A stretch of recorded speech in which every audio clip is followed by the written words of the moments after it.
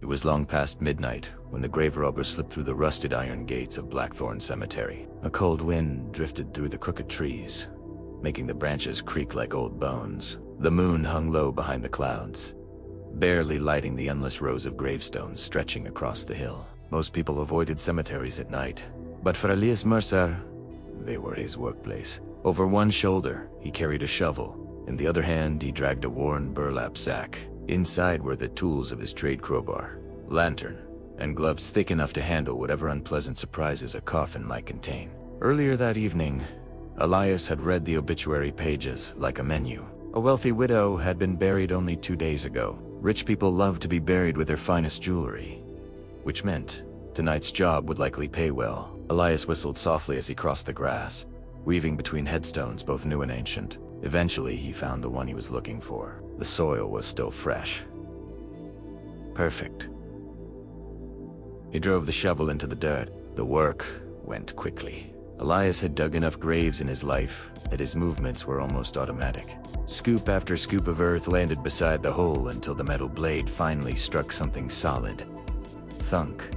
Wood.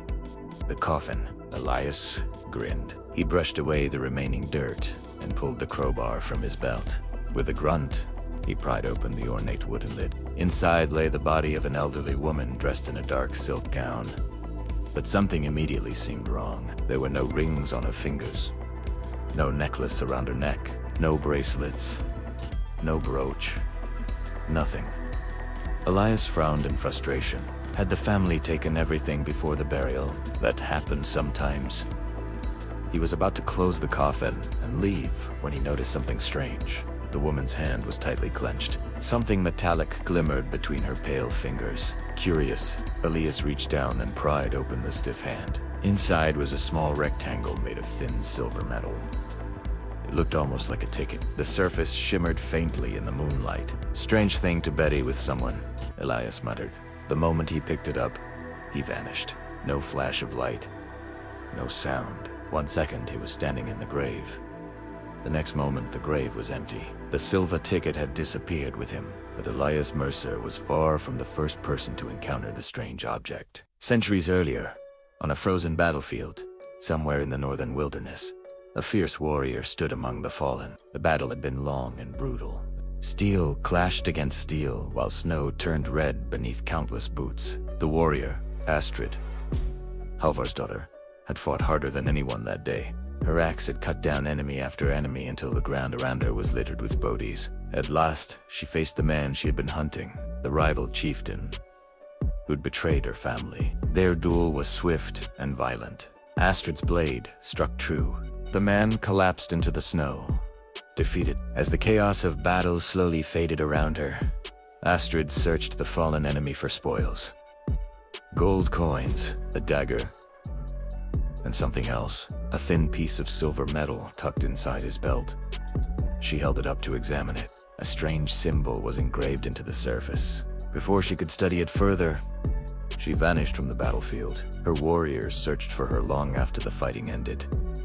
But Astrid Halvar's daughter was never seen again. The silver ticket continued its strange journey through history. In fog-covered London during the late 1800s, a well-dressed killer stalked the narrow streets looking for his next victim. As he turned a corner, a small piece of silver drifted through the air like a falling leaf. He grabbed it out of curiosity.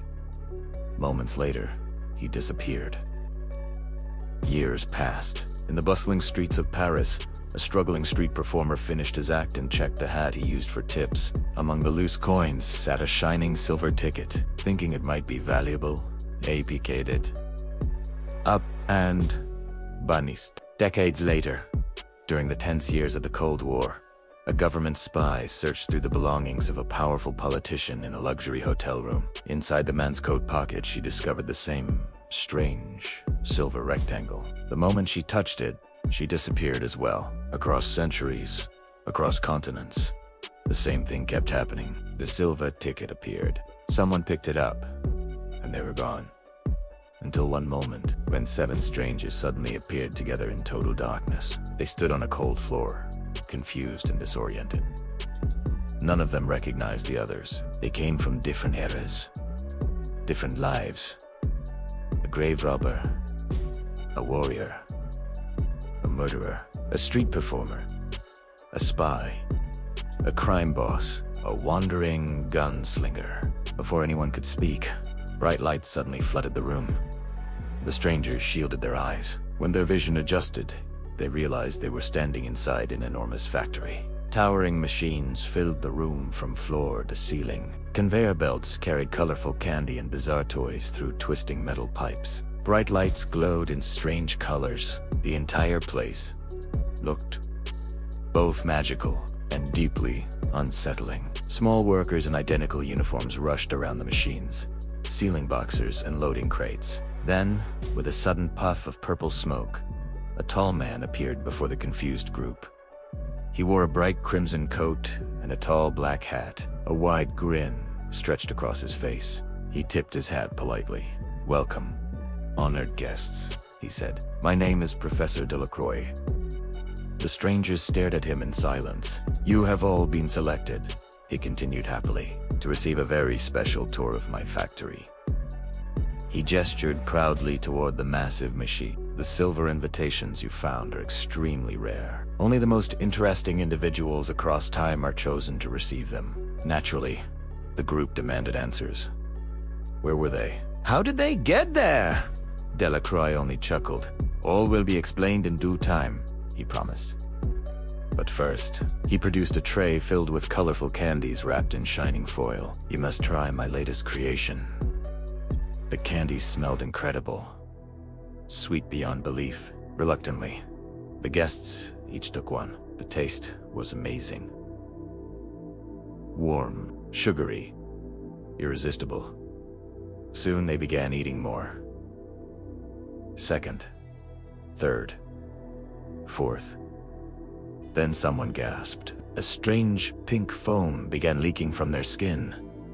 At first it seemed harmless, but the foam kept growing. More and more. The guests staggered and collapsed onto the factory floor as the foam poured from their bodies. Their skin grew pale. Their movements slowed. Within moments, they were dead. Professor Delacroix watched the scene quietly, then sighed. "You really should have stopped after the first one." He looked down at the 7 lifeless bodies scattered across the bright pink floor. "A shame," he muttered. "But there are always more invitations. Somewhere out in the world, another silver ticket was already waiting to be found." If this creepy story gave you chills, subscribe for more nightmares like this.